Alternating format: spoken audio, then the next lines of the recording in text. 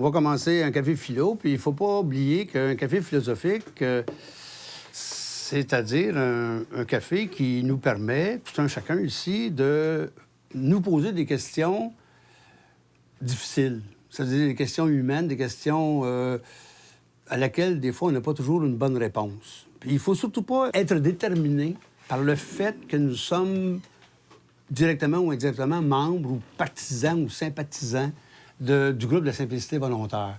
Autrement dit, les thèmes, les questions qu'on va se poser peuvent déborder les thèmes variés qu'on pourrait regrouper dans ce qu'on appelle communément la simplicité volontaire. Autrement dit, ne soyons pas restreints par nos engagements.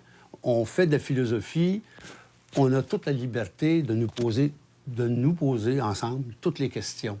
Alors, normalement, un café philo, ça fonctionne un peu comme ça. Je vais faire un tour de table. Vous me posez des questions. Je vais les reformuler d'une manière interrogative pour qu'il y ait une sorte de oui ou de non, parce que bien souvent, un café philosophique, ça peut générer des débats. Alors, ne vous gênez pas. Si vous n'avez pas de questions à poser, vous dites « je passe ». Si vous avez une question à poser, bien, vous la posez et je l'inscris. Je note votre nom. Et la personne qui est l'auteur de la question choisie, parce qu'on va voter à la suite tout à l'heure pour la question, laquelle question nous allons discuter ce soir, la personne auteur de la question va avoir le privilège de l'expliquer d'abord au départ et d'avoir un droit de parole privilégié par rapport aux autres. Mais je prends vos noms dès que vous levez votre main et on va donc procéder le plus méthodiquement possible pour qu'il y ait de la rigueur, pour pas qu'il y ait trop de chaos. Et surtout, tentons, autant que possible, de faire en sorte que notre propos ait une portée la plus universelle possible. Alors, je vais donc commencer dans le sens d'un aiguille d'une montre. Jacques, est-ce que tu as une question à poser? Qu'est-ce que c'est bien vivre? C'est la question des philosophes antiques. Et j'aurais peut-être proposé comme suggestion qu'on réfléchisse un peu sur cette idée-là du bonheur chez les philosophes antiques, mais c'est peut-être vague un peu, il faudrait la préciser. Est-ce que le bonheur s'accommode bien de l'espérance? Oui. Ou non? Oui ou non? D'accord? Je passe. Vous passez? Je passe, mais ça m'intéresse. Moi, je suis venue ce soir pour entendre des gens réfléchir parce que je suis dans une période où, face à ce qui se passe dans notre société québécoise, je suis très interpellée, puis très indignée, puis comment ne pas être impuissante par rapport aux actions qu'on peut poser. Mais je ne sais pas si c'est philosophique ou pas. On peut formuler ça d'une manière intéressante. Autrement dit, si j'ai bien compris, vous êtes ici pour jouir de nos interrogations, de nos questionnements. Est-ce que c'est ça? Oui. Il y a des gens qui réfléchissent, qui se posent des questions ou qui... Puis j'avais le goût d'être nourrie un peu par les échanges que vous pouvez avoir. Est-ce que, dans le fond, vous venez ici et vous vous dites, est-ce que la philosophie va m'être utile? Ah, peut-être, donc, regardons ça. C'est une question, ça. Voilà. J'ai le goût de rentrer dans le monde aussi des animaux. Est-ce que les animaux ont des droits? Ils font partie de notre monde. Notre monde, c'est pas juste les humains. Alors, ce serait... En tout cas, je trouverais intéressant de discuter là-dessus. Et les animaux qu'on mange aussi, là, oui, nos animaux de compagnie... C'est très vaste parce qu'il y a beaucoup d'espèces. Oui, il y a beaucoup d'espèces. Dont celle qui s'appelle l'homme. Oui. Mais ça, ça fait longtemps qu'on parle des droits de l'homme. Là. On n'a pas tout réglé, c'est sûr, mais c'est un sujet très, très recevable. Moi, j'élaborerai un petit peu sur l'alimentation, ce qui nous est proposé généralement là, comme alimentation et quelles sont les conséquences sur notre santé. Beaucoup de choses dans notre alimentation, c'est ça qui nous cause beaucoup de toutes sortes de maladies, toutes sortes de problèmes présentement sont causés, d'après moi, par l'alimentation. Maurice. Maurice? ce qui me vient à l'esprit, est-ce que nous sommes assez conscients de notre inconscient pour être conscients véritablement des choses qui se passent sur Terre? Je viens de reformuler. Sommes-nous vraiment conscients de ce que nous sommes? Est-ce que ça y est? Oui, bien, c'est une bonne question. C'est une question que je me pose parce que je dirais que je suis pas mieux que Parce qu'il y a dans le mot l'univers. vraiment. On peut répondre oui ou non. Oui, c'est ça. Levez la main les personnes qui souhaiteraient qu'on discute de la question suivante. Le bonheur s'accommode-t-il bien de l'espérance?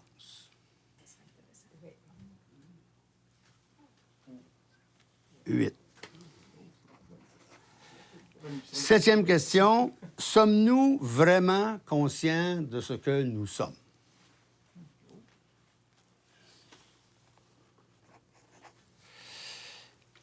Alors, c'est celle de Maurice. Maurice, alors, on commence. Maurice. Je considère qu'en gros, c'est beaucoup plus l'inconscient qui nous mène que le conscient. Et ça ne veut pas dire que c'est mauvais en soi, là. L'inconscient, là, c'est pas quelque chose de mauvais en soi, là. C'est pas ça, je veux dire. C'est pas le bien puis le mal, là. C'est juste de dire que quand on prend des décisions, on n'est tout simplement pas conscient de tous les aspects. C'est surtout ça. Et à ce moment-là, ben, ça devient des actes inconscients, puis on en subit les conséquences. Mais je vais arrêter là. J'aimerais mieux entendre d'autres là, en parler. Alors, moi, je me dis que c'est une question très intéressante parce que la question de la conscience et de l'inconscient, ça relève beaucoup. Moi, c'est une question, en tout cas, qui m'intéresse depuis fort longtemps parce que c'est associé. Être conscient, pour moi, c'est pas juste être conscient de ce qu'on fait, mais c'est tout d'être lucide. Autrement dit, de faire en sorte qu'on se déprenne le plus possible de tout ce qui nous détermine sans qu'on s'en rende compte. Parce qu'on est influencé depuis qu'on est au monde. Alors, notre travail humain, dans le fond, d'être le plus lucide possible, d'être le plus maître possible de ce que je suis, de ce que je peux, de ce que je sais et de mes rapports avec les autres. Alors, c'est pourquoi la question « Sommes-nous vraiment conscients de ce que nous sommes? » Moi, je souhaiterais que ce soit le cas. Mais malheureusement, c'est de moins en moins le cas parce que les outils, les appareillages de persuasion clandestine sont devenus tels que nous sommes devenus presque des automates. Nous consommons d'une certaine manière, nous pensons d'une certaine manière, nous vivons d'une certaine manière sans qu'on ait eu le temps de se poser consciemment, lucidement la question « Qui suis-je? » Puis, quel est mon but ultime? Alors, c'est pourquoi la question est importante, parce qu'elle nous place en plein cœur de l'actualité. Nous sommes endormis, nous sommes divertis, amusés, distraits, alors qu'on devrait, au contraire, s'informer le mieux possible, toujours conserver notre pleine conscience, si possible, par tous les moyens. Des moyens qui peuvent aller de la méditation à l'information la plus diversifiée. Je conclue cette intervention-là en disant que, hélas, nous ne sommes vraiment pas assez conscients de ce que nous sommes et nous devons faire des efforts et la simplicité volontaire est peut-être un moyen. Justement, j'enchaînerais sur ce que Jacques vient de dire, c'est qu'effectivement, c'est ça l'idée de la simplicité volontaire. C'est un peu comme ce qu'on voyait notre vie comme un jardin un peu. On réfléchit. Qu'est-ce que c'est qu'on cultive dans notre jardin? C'est nos valeurs. C'est ce qui est important pour nous. Mais on a quand même des obligations, on a quand même des choses. Là, il y a des choses qu'on ne peut pas éviter. Ce qu'on vise en simplicité volontaire, c'est de réfléchir. Il faut prendre le temps de réfléchir sur nos valeurs. Comment faire pour vivre le plus possible en accord avec ce qu'on sent le plus important. Puis, c'est une recherche parce que finalement, à mesure qu'on réfléchit là-dessus, ça se précise. Alors, c'est comme un jardin, tu enlèves telle chose, puis tu mets telle chose, et puis, etc. Alors, notre vie, c'est comme un jardin. Moi, cette réflexion d'être conscient puis d'être entouré de gens qui ne sont pas conscients, ça me ramène justement avec Taureau, où c'est que la réaction que j'ai eue le soir qu'il y a eu les lectures, où c'est que je me suis dit, Mais bonté divine, on n'avance pas. Parce que Thoreau, c'est v'là 100 ans, puis c'est ça qu'il enseignait, 150 ans. C'est ce qu'il enseignait, puis on en parle encore aujourd'hui. Moi, c'est des genres de choses qui me découragent. Puis, tu sais, c'est... J'ai beau, je continue, là, tu sais, puis je me dis, je fais ma part, puis j'essaie d'être de plus en plus consciente, j'essaie de m'impliquer plus. Pas sûr, moi, tu sais, que ça a une... que les ondes continuent, parce que je regarde 150 ans plus tard, Thoreau, les ondes, ils sont faibles, il me semble. En tout cas, je sais pas, là. Cette façon de dire que, tu sais, la philosophie, elle va-tu m'aider? Ça va-tu m'aider de dire que, tu sais, pareil, comme le bonheur, puis les attentes, puis... On s'en va où? C'est-tu juste un rêve qu'on se fait, là? On se fait-tu juste un petit monde pour mieux vivre, pour mieux accepter ce qui nous arrive? Je me pose beaucoup cette question-là, moi, parce que je me dis, je suis pas sûre qu'on avance, là. La réflexion, elle me revient. Pour qu'elle me revienne, c'est parce que je l'ai pas compris. Il y a quelque chose qui se fait pas en dedans de moi, certain, pour que ça revienne encore pour dire, je suis pas sûre, là, moi, là, qu'on fait, tu sais, que ce qu'on fait a vraiment un impact. On garoche une roche dans l'eau, là, puis elle est supposée faire bien des ondes, là. Pas sûr que ça se rend loin, moi. T'as raison, Lucie. Apprenons donc du modèle Thoreau, qui lança le concept de désobéissance civile, de vie sans principe, simplifiant sa vie. Le transcendentaliste Ralph Waldo Emerson, propriétaire de la forêt de Walden et pourvoyeur de Thoreau, déclare l'indépendance littéraire des États-Unis et leur recommande vivement de créer leur propre style d'écriture, libéré des Lumières de l'Europe. Thoreau n'était pas tellement connu et qu'il faudrait le faire connaître. Ça n'a pas d'allure d'avoir été aussi célèbre dans son pays natal, aux États-Unis, d'être d'origine française, d'être tellement méconnu ici au Québec et connu comme simplicitaire, comme le premier simplicitaire, comme le premier écologiste politique, probablement. Quels sont ceux ici qui connaissent déjà Thoreau? C'est quand même pas si mal, là. Mais aux États-Unis, Thoreau, c'est énorme, là. Je veux dire, c'est un personnage emblématique, gigantesque pour les Américains. C'est comme un mélangeant ensemble, là, Hubert Reeves, Pierre Dansereau, les écologistes, Félix Leclerc, dans la même personne. C'est incroyable comme personnage, là. Thoreau, il est surtout connu pour la désobéissance civile. C'est une petite partie, un petit épisode dans sa vie, le texte sur la désobéissance civile. Mais ce texte-là, c'est le texte qui a influencé Gandhi au point que toute sa philosophie, qui s'appelle Satyagraha, j'ai apporté son livre sur... C'est finalement des textes de Gandhi sur la résistance passive. Et puis, au début, dans la première page, il dit « C'est Thoreau qui a cerné le terme de désobéissance civile. » Mais en réalité, c'est plus résistance passive. Et à partir de ça, il a développé toute sa philosophie de la résistance passive, de la non-violence. Martin Luther King, Nelson Mandela, Aung San Suu Kyi, des gens qui sont influencés par cette philosophie-là. Thoreau, entre autres, nous propose, nous suggère de simplifier nos vies, de simplifier, simplifier, simplifier. Alors, c'est lui qui a le premier, on pourrait dire, parler de ce qu'on appelle la simplicité volontaire telle qu'on la voit aujourd'hui, parce que évidemment, les philosophes parlaient de simplicité aussi, mais c'était plus, on dirait que c'était comme réservé aux philosophes. Lui, il disait au monde ordinaire, là, simplifiez vos vies. C'était pas juste pour les philosophes. Et il y a un disciple de Gandhi qui s'appelle Richard Gregg qui a écrit le premier texte sur la simplicité volontaire, parce que Gandhi aussi avait lu Walden.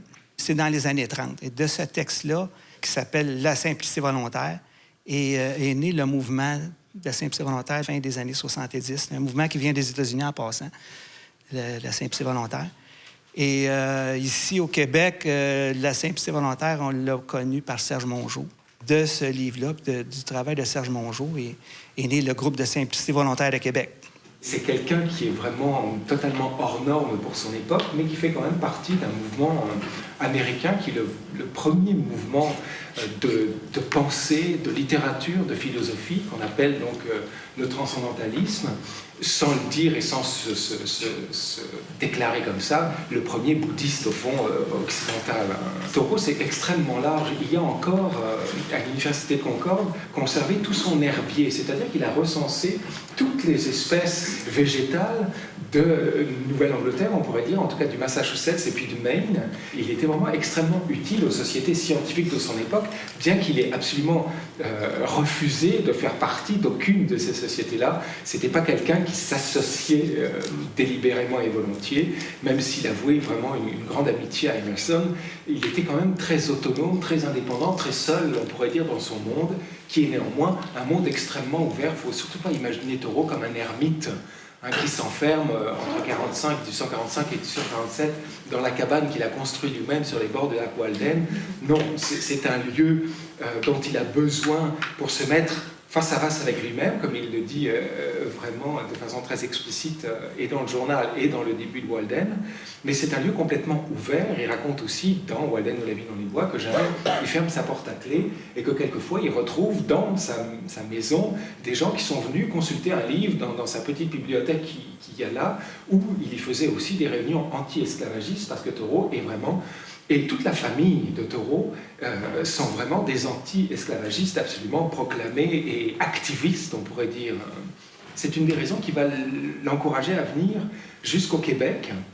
Il est même venu à Québec pour essayer de retrouver une partie de ses origines, mais aussi parce qu'il faisait littéralement des repérages, parce qu'il s'occupait, avec beaucoup d'autres, de ce qu'on appelait la ligne de chemin de fer souterraine, une organisation qui permettait aux esclaves d'Amérique de passer en zone entre guillemets libre au Canada, puisque théoriquement l'esclavage avait été aboli en 1830 ici, donc plus tôt qu'en Amérique. Il a été aboli et malheureusement Thoreau était mort quand il a été aboli en 1862. Mais voilà, c'est que c'est quelqu'un qui donc n'est pas seulement un philosophe, mais qui met absolument toujours sa philosophie en action. Yo yeah, yo yeah, yeah, yo yeah, yo yeah, yeah. Kanayati, kanayati, yo yeah, yo yeah, yo yeah, yeah, yo yeah, yo yeah. Socrate disait « Connais-toi toi-même ».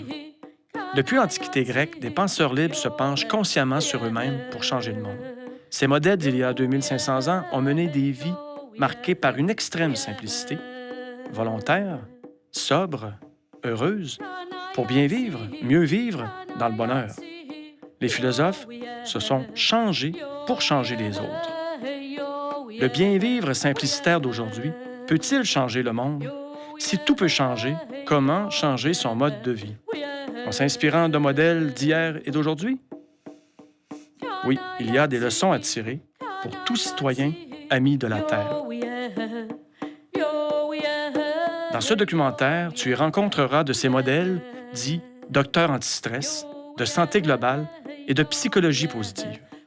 Mais 150 ans plus tard, que ferait ce premier écologiste, politique, simplicitaire Henri David Thoreau? S'il vivait encore avec nous aujourd'hui, ne serait-il pas celui qui ne fait que marcher pour mieux s'arrêter, méditer en pleine nature, en contemplant cette nature seulement? Bien non. S'alimenterait-il sainement, sans stress, à la recherche du bonheur? Peut-il être un modèle à suivre? Lui, ses bottines ont suivi ses babines.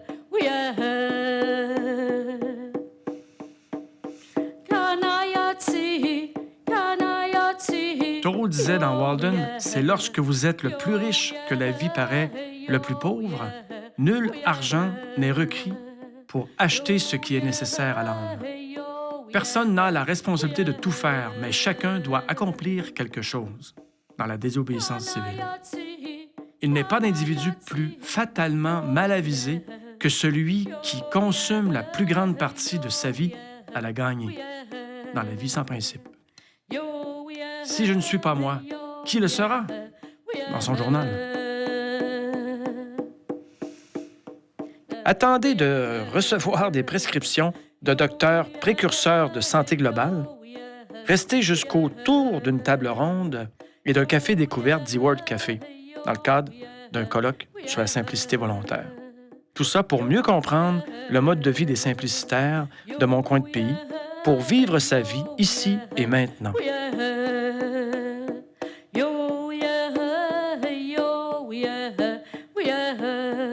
En toute simplicité, en pleine conscience, d'un café à l'autre. Prendre soin de soi, prendre soin du monde, c'est ça la simplicité volontaire. Si on avait une définition courte de qu'est-ce que c'est la simplicité volontaire, c'est on essaie d'améliorer sa qualité de vie. Donc, prendre soin de soi, ça nous permet de prendre soin des autres, prendre soin du monde. Puis, en prenant soin aussi de son environnement, en prenant soin des autres, bien, ça nous aide. Alors, il y a comme une relation entre les deux. Robert Béliveau a pratiqué la médecine familiale pendant 23 ans, en toute cohérence avec ses propres convictions de réduire le stress par la méditation et la pleine conscience. Robert a travaillé en prévention à l'Institut épique cardiologique de Montréal. On dit qu'on enseigne ce qu'on a besoin d'apprendre. Et c'est pas une blague, là. On a tous besoin d'apprendre ça. Quand on a 4 enfants, entre autres, faut que tu respires par le nez. Pour leur salut puis pour le tien. Alors, on va s'installer confortablement.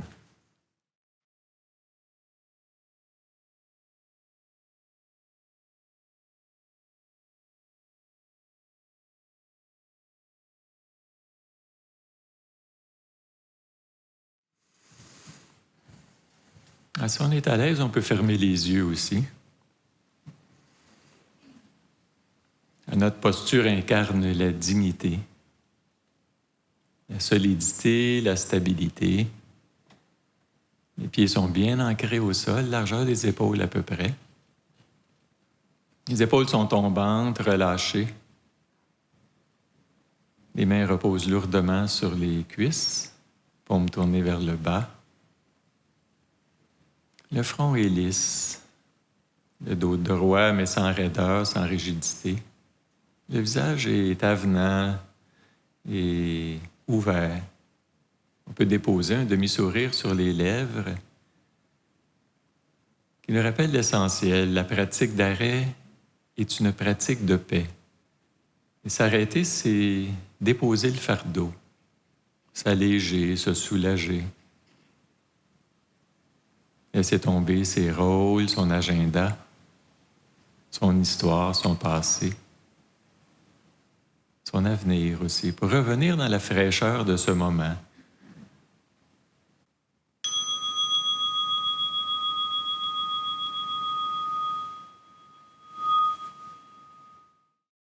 Et c'est ça l'idée de la transition, c'est commencer à travailler dans l'instant présent et puis d'ouvrir à tout ce qui se manifeste d'instant en instant. Et puis pour ça, ça prend des pratiques particulières, des pratiques d'arrêt, dans un monde où on a un peu perdu le nord. Alors, comment faire pour retrouver sa boussole? On a une boussole intérieure de tout le monde qui peut nous aider à nous guider dans les choix de vie qu'on va faire, voilà, de carrière, de partenaire amoureux, amoureuse, peu importe. Là, alors, ça va nous aider dans toutes les sphères, puis dans son rapport à l'argent, bien sûr, hein, qui va souvent définir notre rapport au temps puis notre rapport aux autres. Vous avez remarqué ça, hein? C'est le but de la simplicité volontaire. C'est pas la simplicité volontaire, c'est la liberté, c'est moins de peur, c'est des relations plus saines, puis ça part d'une relation qu'on a avec l'argent. Et si on a une relation malsaine avec l'argent, on va avoir une relation malsaine avec les autres et avec le temps. Le temps va être consacré à ramasser du fric, à exploiter les autres plutôt que faire du bien autour de soi. L'aspiration profonde de tous les humains, moi, je suis convaincu, tu sais, nous autres, les docteurs, on pense toujours que tout le monde veut vivre jusqu'à 108 ans. Tu sais, ils veulent tous vivre vieux. Je suis pas convaincu de ça, moi. Il y a bien des gens pour lesquels la vieillesse, c'est la décrépitude, la décadence, la perte de fonction, d'amis, etc., des deuils en série. Bon, en fait, c'est pas juste plaisant. Hein. À un moment donné, il y a quelqu'un qui disait... Dalai Lama venait de terminer une conférence. « Long life to Dalai Lama! Une longue vie au Dalai Lama! » Le Dalai Lama s'est arrêté, il l'a regardé, il a dit « Long life, much suffering! » Il dit, une longue vie, c'est aussi beaucoup de souffrance parce qu'il va y avoir des deuils aussi. C'est pas toujours facile. Mais moi, je suis certain d'une chose, c'est que tout le monde veut vivre mieux. Alors, vivre mieux, c'est peut-être la meilleure façon qu'on a de vivre vieux. Ça nous invite à travailler dans l'ici maintenant. Vivre mieux, vivre des expériences plaisantes. Le bonheur se cultive. Le bonheur est une manière d'être. Et les manières s'apprennent. C'est pas beau, ça, de savoir ça? C'est-à-dire, on est là pour apprendre. Qu'est-ce qui rend heureux, qu'est-ce qui rend malheureux, quelles conditions on va générer, on va créer pour arriver à quelque chose qui s'appelle le bonheur. Si tu es capable de vivre dans l'inconfort, tu vas te sauver beaucoup d'ennuis.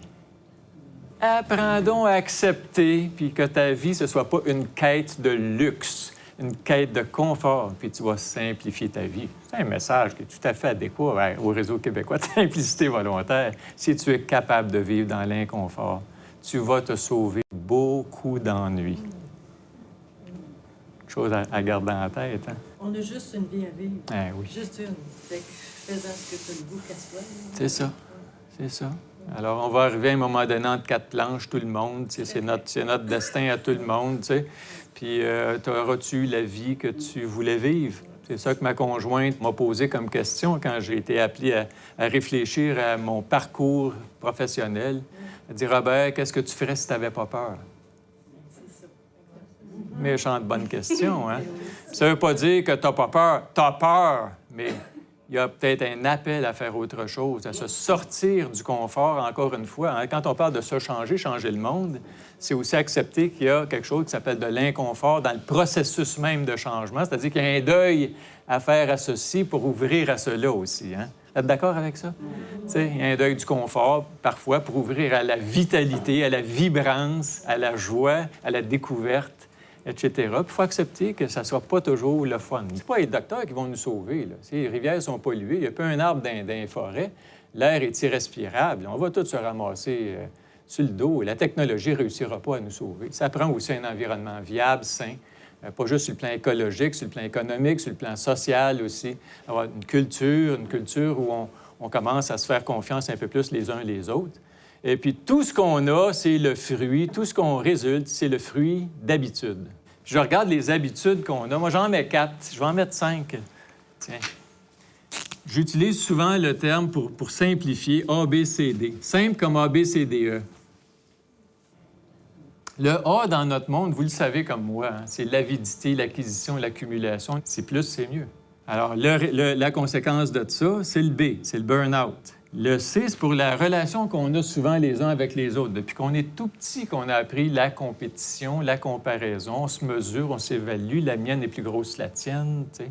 D, la dépression, la détresse relationnelle, des relations très difficiles qu'on a les uns avec les autres. Et puis le E, c'est l'ego. L'ego, hein? On est dans une culture, on se fabrique des égos, là, tu sais. On essaie de nourrir notre ego le plus possible. Si vous voulez en voir des égos, venez à l'Institut de cardiologie de Montréal. Moi, vous faire visiter des collègues cardiologues. Il y en a plusieurs, quand ils se réveillent le matin, leur prière, c'est « Va te coucher, je me suis levé ». C'est comme... Hein? Alors, on va changer ça. Le A, c'est quoi? S'arrêter. C'est donner des pratiques d'arrêt. Alors, le B, c'est bouger. Alors, tu peux t'arrêter, c'est nécessaire, mais tu ne passes pas ta vie à arrêter. Tu t'accordes des temps d'arrêt réguliers. Alors, c'est la bonne façon de ne pas perdre pied. C, c'est collaborer, coopérer, développer de la compassion, des rapports de confiance les uns avec les autres. Puis je trouve qu'il faut restaurer ça et ça urge. Puis le D, c'est pour le développement, développer. Passer notre vie à apprendre, à se développer. Développer notre capacité de s'arrêter, développer notre capacité de bouger, développer nos capacités de communiquer plus sainement, résoudre les conflits d'une façon non violente. Le E, c'est pour s'entraîner puis pour s'entraider. S'entraîner, ça veut dire s'entraîner à s'arrêter, s'entraîner à bouger, s'entraîner à communiquer mieux. On peut s'entraîner et on doit aussi s'entraider. Alors, l'ABCDE, dans les deux plus importants, c'est s'arrêter parce que c'est ce qui manque. C'est s'entraîner, s'entraider ensemble. Et c'est ça la clé. On n'y arrive pas tout seul. Il faut s'engager à mieux vivre ensemble. Moi, j'ai ajouté quelque chose d'autre aussi. Je suis toujours insatisfait. Ne laissez personne venir à vous sans repartir meilleur et plus heureux. Alors, médecin de formation, Jean Drouin pratique la médecine traditionnelle depuis plus de 30 ans. Il s'est intéressé à des médecines parallèles et étrangères pour améliorer son pouvoir d'action face à la maladie et pour solutionner les questions laissées sans réponse par la médecine officielle. À partir des données scientifiques, moins scientifiques, d'évidence de la vie, un peu ces choses-là que je voudrais voir avec vous autres, comment dans différentes sphères de notre vie, la génétique, on verra le concept de santé globale tantôt, l'alimentation, comment on pourrait prendre plus soin de nous autres et évidemment prendre soin du monde. Du monde, c'est nos proches, les gens qui nous entourent, mais prendre aussi soin de la planète, de la nature et ainsi de suite. Mais si on veut prendre soin de soi, il faut savoir qui on est. On fait le tour des bulles d'en haut. Ça nous appartient. C'est là qu'on prend soin de nous autres, comme tel. Et ensuite, vous avez en bas l'approche médicale. Je vais toujours voir si la matière est dans le trouble. Quelqu'un qui a un trouble digestif, y a-t-il un ulcère ou il n'y en a pas, pour le savoir. Et c'est la médecine intégrative aussi qui va être de plus en plus en interaction. Vous voyez que la flèche est encore très pâle ici aussi, donc il y a encore beaucoup de travail pour cette intégration des deux médecines. Mais ce que je veux, c'est l'individu qui prend soin de lui, soit dans la guérison, soit dans la prévention, soit dans la conscience. Et à partir de maintenant, on va faire le tour des bulles ici, ces bulles-là qui nous appartiennent et qui sont des moyens concrets d'améliorer notre vie, de prendre soin de nous autres pour qu'ensuite on soit plus disponible aux autres et aussi à la planète et à la nature. Donc, on commence par la génétique. La première bulle, bien évidemment, c'est l'histoire qu'on connaît.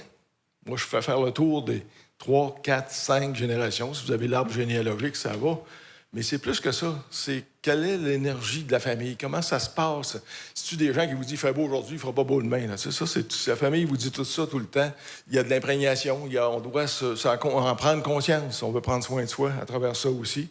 Donc, c'est là qu'on comprend que les gens qui ont des pensées positives, en général, vont sécréter plus de dopamine. Ça a été mesuré.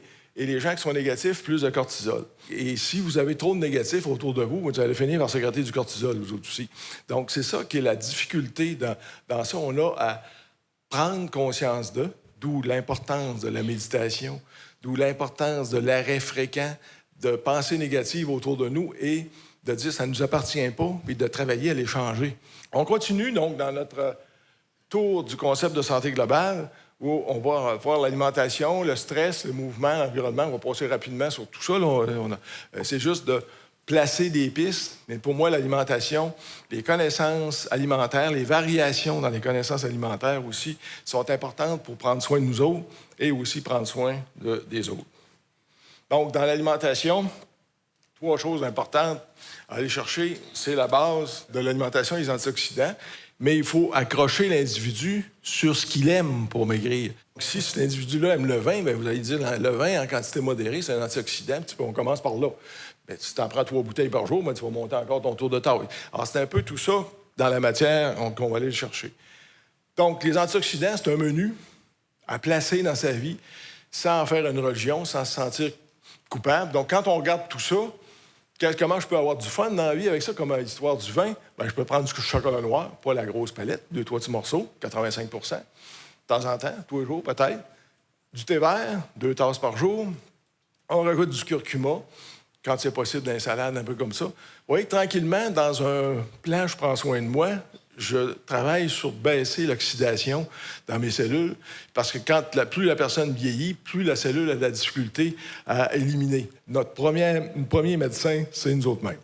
Ça, c'est clair que si je veux prendre soin de moi, je dois m'organiser pour manger du poisson, la sardine, le maquereau, ainsi de suite, qui ne sont pas très populaires. Alors, je ne sais pas si vous avez déjà invité quelqu'un chez vous un samedi soir à manger de la sardine. Ils vont y aller une fois, mais ils n'y en auront pas souvent. Donc ça, c'est aller chercher cette information-là. Si vous n'êtes pas capable de manger de la sardine, du maquereau, puis du caplan, puis toutes ces choses-là, bien là, c'est sûr que les suppléments peuvent être intéressants. Donc je ne veux pas avoir l'air de faire des recettes, là, mais on prend de prendre soin de soi, bien ça commence dans l'assiette. Mais la pièce maîtresse, c'est le microbiote. On en parle de plus en plus. Les études sont percutantes sur la production de neurotransmetteurs par certaines bactéries de l'intestin. Oui, ces acides aminés, on les connaît, mais on les retrouve où? Alors, on voit que quand on fait le tour de la tyrosine, par exemple, ce qui est un précurseur, encore une fois, de la dopamine, On les retrouve dans le soya, les bananes, les germes de blé, et ainsi de suite, la graine de citrouille comme telle. Donc, c'est de voir un peu les aliments payants. On retrouve souvent les œufs qui apparaissent. Vous allez voir le tryptophane et la phénylalanine aussi. Donc, ce qui est intéressant, c'est que les noix de cajou, les amandes, et ainsi de suite, reviennent. Donc, tout ce qui est noix, autant les noix de Grenoble, et ainsi de suite, c'est intéressant de placer dans l'alimentation. Et la santé mentale, vous voyez apparaître encore les noix ici, et les œufs, et le soya aussi. Les gens me disent qu'est-ce que je devrais manger? Bien, tu manges ce que ton instinct te dit.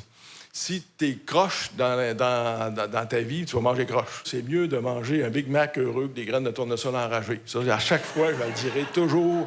Il y a une attitude. Si vous mangez un Big Mac 3 fois par jour, vous êtes dans le trouble. C'est ça. Donc, ça, c'est aussi important d'aller chercher cette information-là. Si vous chauffez les huiles, ça vous prend des huiles d'avocat, les huiles de pépins de raisin, et ainsi de suite. Donc, le régime méditerranéen, selon moi, c'est un régime intéressant. On se le place en soi, mais vous voyez que dans le régime méditerranéen, il n'y a pas beaucoup de tailgate, de côtes levées, de barbecue, de grosses affaires. Il n'y en a même pas du tout. Et moi, j'aime bien la tradition pure amérindienne où on chasse, on prend ce qu'on a besoin. Donc, si tu penses manger une pomme par jour, ben, achète-en pas 25 parce que tu vas en acheter une vingtaine en soi. Donc, et ça demande toujours de la centration, de la méditation. C'est pour ça que c'est intéressant qu'on a commencé avec la méditation ce matin. C'est là que ça passe. On évite l'ivresse. Donc, c'est la même chose. Les gens qui ont de la misère, ben, je leur dis manger dans le noir. Fais un beau petit repas avec ta blonde, un bon samedi soir, pas de chandelle, rien, dans le noirceur. Tu fais l'assiette. Vous allez voir qu'à la moitié d'une très belle assiette, vous allez avoir fini, vous aurez plus faim. Donc, qu'est-ce qui fait que l'autre moitié, on n'a pas besoin nécessairement? Et c'est dans ce sens-là qu'on va peut-être aussi s'habituer à aller chercher juste ce que notre corps a besoin, mais tranquillement éviter cette ivresse-là. La Dirty Dozen, c'est les 12 éléments, si on veut, qui font qu'on va perdre le contrôle, on va diminuer le contrôle de soi aussi. Et vous voyez que le premier, c'est pour ça que je vous parle de ça, on va passer vite les autres, les pensées toxiques. On revient toujours sur mon cortisol plasmatique. C'est la même chose. Donc, les pensées toxiques, ça fait de l'inflammation. Le cortisol plasmatique augmente, le système immunitaire est dans le trouble. Vous voyez que tout le reste, tout ça, ça part de là. Mais de temps en temps, donner un arrêt au corps. On n'est pas obligé de faire un jeûne de 3 semaines. Là. L'important, c'est de dire, je fais des journées avec alimentation réduite ou peu d'alimentation. Je prends juste du raisin puis de l'eau une journée ou deux. Alors, des choses comme ça régulièrement sur 2-3 mois, au changement de saison. L'important de baisser. Et le fait de baisser la cadence alimentaire va permettre aussi de s'arrêter. Si vous prenez une livre de raisin pendant 2 jours, 3 fois par jour pendant 2 jours, vous ne ferez pas de grosses réunions, vous ne ferez pas trop de conférences non plus, et ainsi de suite. Ça va tout simplement calmer le pompon. C'est juste ça. Le titre de ma présentation, c'est une vision positive de soi, parce que je me disais que vivre avec simplicité, c'est quelque chose qu'on peut faire, pas seulement sur le plan physique, mais aussi dans notre tête. Et puis c'est la même chose pour prendre soin de soi. On peut prendre soin de soi sur un plan psychologique. Et qu'est-ce que ça peut vouloir dire, prendre soin de soi sur un plan psychologique? Ça peut, entre autres, vouloir dire d'agir avec bienveillance envers soi. Et la bienveillance, c'est quoi? C'est la différence d'être méchant envers soi. Et être méchant, ça peut vouloir dire, par exemple, de se culpabiliser parce qu'on ne vit pas aussi simplement qu'on souhaiterait l'être, ou bien qu'on ne vit pas aussi simplement que Jacques et Jean, par exemple. C'est donc avoir de la compassion par rapport à soi. J'en parle parce que je suis un peu marginale, moi, en psychologie. Je suis pas dans le courant traditionnel de la psychologie. En psychologie, on a très peu parlé de ça, prendre soin de soi. En fait, on a beaucoup plus cru que les gens, pour qu'ils deviennent de bonnes personnes, il fallait qu'ils se concentrent sur leurs défauts, sur leurs failles, sur leurs faiblesses. C'est vraiment l'idée qu'on avait, puis on se disait les gens sont imparfaits, alors on doit leur montrer qu'ils sont imparfaits et on doit leur montrer à se changer. Ça, on appelle ça le modèle pathologique de la psychologie. Et ce modèle, il a beaucoup influencé mon domaine de travail. Et ce n'est que beaucoup plus tard que la psychologie positive arrive avec une autre vision de l'être humain et de son épanouissement. Et donc, la première réflexion que je désire déposer à votre esprit, c'est est-ce que vous vous avez été influencé par ce modèle pathologique? C'est-à-dire que, est-ce que vous avez été influencé par l'idée qu'on est fondamentalement mauvais, c'est-à-dire qu'on a des zones d'ombre et il faut vraiment y porter attention, avoir une espèce d'hypervigilance si on veut devenir une bonne personne. Et le travail qu'on doit faire au cours de notre vie, c'est d'essayer de changer ça. Le stress, ça fait partie de la vie. Il n'y a pas personne qui peut enrayer le stress de sa vie. Ce qui est problématique, ce qui est nocif, c'est le stress chronique, on s'entend. Quand le stress s'installe dans votre vie et finit par user votre système immunitaire, ça va mal à la chope. Mais le stress, quelqu'un qui me consulte en me disant « Aide-moi à me soigner, à me changer parce que je suis stressée, parce que j'ai un examen à passer. Je suis en période d'examen. Aide-moi parce que je suis stressée, j'ai des entrevues d'emploi à faire. Ou j'ai une date. Puis ça m'énerve. Je me sens toute mal parce que j'ai une date puis je dois rencontrer quelqu'un qui est peut-être mon prochain chum. Bien, le stress, ce stress-là, je vous dirais, on l'a tous. On l'a tous à certains moments de notre vie. Quand les gens arrivent et me disent « Aide-moi à me soigner parce que je suis triste après m'être séparée ou je suis triste parce que j'ai perdu un être cher ou parce que j'ai perdu une job et que je suis triste et que je suis malade », je me dis, moi, tu as raison de penser que tu es malade parce qu'il y a un mot pour ça. Savez-vous qu'il y a un terme qui s'appelle dépression situationnelle? Ça, c'est le terme de la maladie qui explique que vous êtes triste après avoir perdu votre conjoint. Et ce que je trouve triste, moi, c'est que cette vision pathologisante, elle fait en sorte qu'on se sent coupable, qu'on se sent malade. Alors, ce qui arrive maintenant de nos jours, c'est tout écart à la norme, toute imperfection, quelque chose dont on est tous atteints, devient pathologisé. C'est vraiment ça qui se passe. Ben alors, je vais vous poser une question, donc. Êtes-vous imparfait? Le problème, c'est pas d'être imparfait. En fait, on l'est tous, là. Si vous ne l'êtes pas, vous êtes psychopathe. C'est pire, ça. On est tous imparfaits. Le problème avec l'imperfection et la vision pathologique, c'est en plus de se sentir inconfortable parce qu'on voudrait être parfait, on va se sentir coupable. On va se sentir pas normal. Alors, l'imperfection, je vous dirais, ben, welcome to the club. Hein? On parlait de Gandhi, Mère Teresa dans une autre présentation, Martin Luther King, sont des gens qui avaient de très grandes qualités, qui ont influencé positivement le monde, mais tous des gros défauts. Hein? Moi, je lisais la biographie de Gandhi. J'étais un peu offusquée de savoir qu'il trompait sa femme, puis royalement, puis qu'il avait renié son fils. Donc, on a tous des défauts. Le problème, c'est qu'on se sent coupable. Et c'est ça qui est arrivé avec la vision, le modèle pathologique, c'est de nous faire sentir coupables. Quand on développe une vision qui est réaliste, mais positive de soi, ce que ça va avoir comme effet sur soi, c'est que ça va nous apaiser. Ça va nous permettre de nous réconcilier avec nos imperfections. Et paradoxalement, ce que je remarque, c'est ça qui nous amène à vouloir et à devenir une meilleure personne. C'est ce sentiment-là d'être quand même normal qui nous amène à faire des efforts supplémentaires pour devenir encore meilleur. Pas parfait, mais encore meilleur. Meilleur avec soi, meilleur avec les autres. Si on est capable de ressentir le bien-être juste à la pensée, au souvenir d'un moment où on était bien, c'est qu'on a une prédisposition au bonheur chacun, mais de façon inégale. Parce qu'une des découvertes qu'on a fait au sujet du bonheur, c'est qu'il est génétique, en grande partie. 50% repose sur les gènes. Je reviendrai là-dessus. 10% sur les facteurs extérieurs, c'est-à-dire les circonstances, les événements, ou même notre statut socio-économique, si on est marié, le salaire qu'on gagne. Puis si on fait le calcul, c'est un peu faible comme lumière, là, mais 50 plus 10, il reste 40% sur lesquels on a de la prise, qui repose sur nos choix personnels. Mais je reviens à l'aspect génétique. On a hérité de traits physiques, ça, tout le monde est conscient de ça, mais on a aussi hérité de traits psychologiques. On a hérité possiblement du sens de l'humour de notre père, du caractère dépressif de notre mère, des grands-parents et tout ça. Et ça fait de nous une personne unique qui n'est pas la réplique de nos parents, mais on dit qu'on est avec un tempérament et on dit qu'il faut faire avec. Et ce tempérament-là, c'est sûr qu'il va évoluer, il va devenir notre personnalité. Et quand on dit que le bonheur est génétique, c'est que notre personnalité va déterminer notre façon de réagir face aux événements. Et ça, c'est beaucoup plus important que les événements.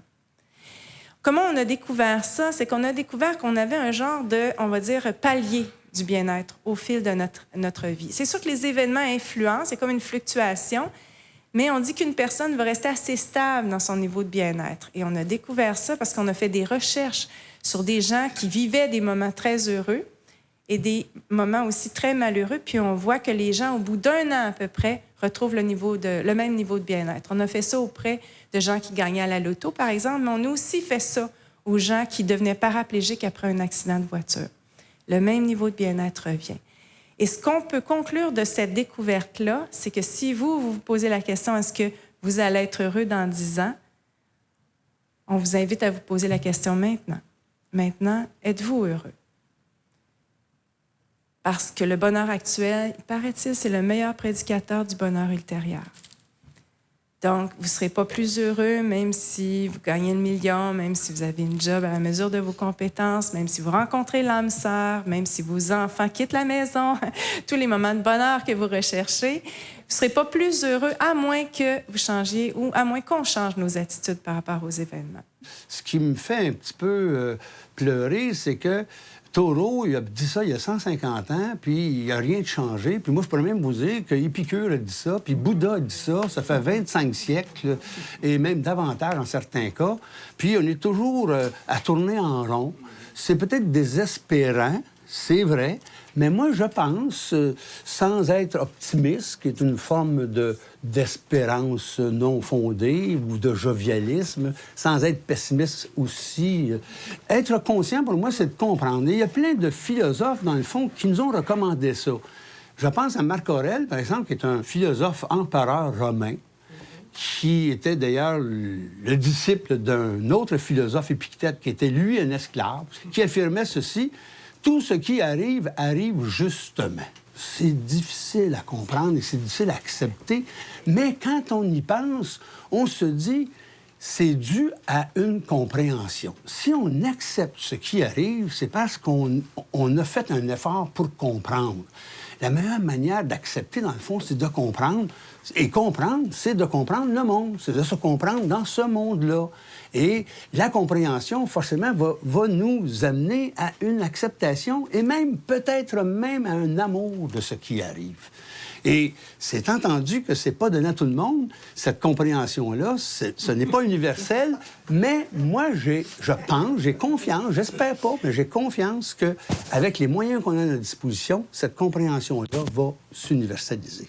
On est toujours en train de penser à demain, hier, il faut que je fasse ci, il faut que je fasse ça. On est comme des somnambules, on n'est pas prêt, on réalise pas. La personne consciente, c'est ça que les gens qui font une démarche spirituelle, c'est que pour eux autres, chaque instant est merveilleux. Et ça, c'est être conscient, c'est être présent. Puis c'est un peu ça, d'ailleurs, les philosophes ont toujours parlé de ça. Hein? C'était de vivre dans le moment présent. Ça demande un certain travail. Moi, j'ai l'impression qu'on vit beaucoup endormi. Puis la plupart des gens, on est endormi. On dort debout. On est des éveillés, mais endormis. Puis on peut se réveiller un peu. Puis quand est-ce qu'on sent qu'on se réveille? C'est quand on apprécie, j'appelle ça, moi, c'est quand on apprécie l'instant présent. C'est là qu'on est vraiment éveillé.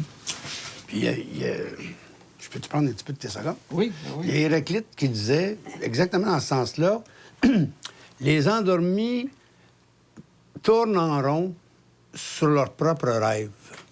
Il n'y a que les éveillés qui se rendent compte qu'ils ont un monde en commun. On voit tout de suite là, comment est-ce qu'on est endormi, nous autres, parce que dans le fond, on rêve. Tu sais, c'est une façon de parler, rêver. Là, tu sais, on tourne autour de notre ego, de nos petites affaires personnelles, puis on nous dit, il faut rêver. Il n'y a rien de pire que ça. C'est effrayant les slogans qu'on nous sort à chaque jour. Il faut rêver. Il faut rester endormi. Il faut rester endormi. Bon, cette lucidité-là nous rend souvent dans des situations d'intranquillité.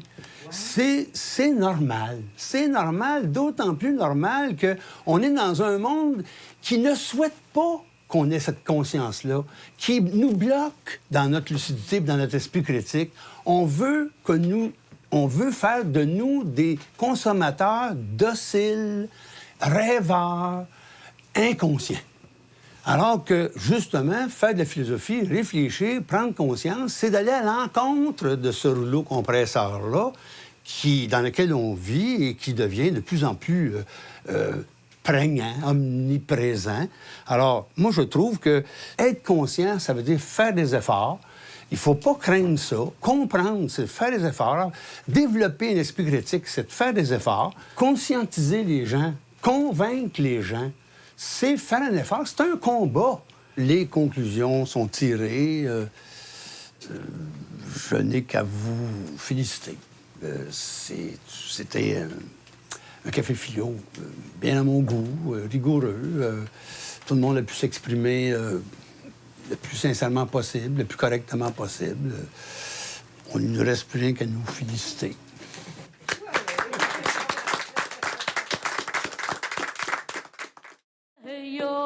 Vivre avec moins, c'est mieux. Bien vivre simplement change le monde.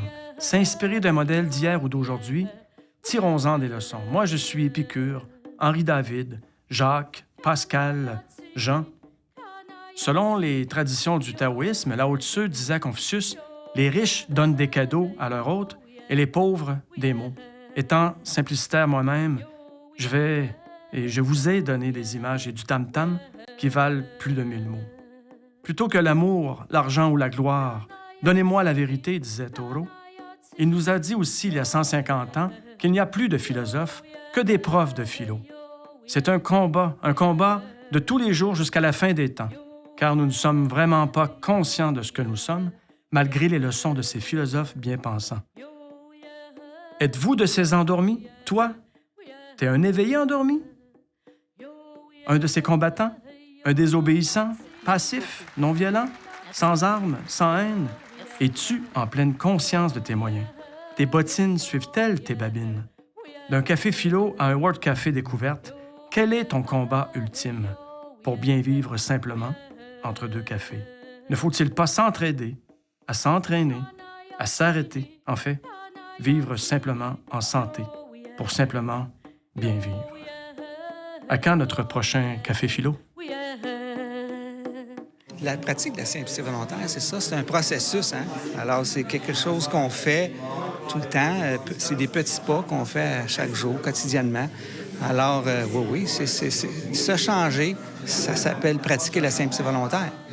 Et plus que de gens vont pratiquer la simplicité volontaire, mais plus que le monde va changer. Alors, c'est certainement, oui, j'y crois.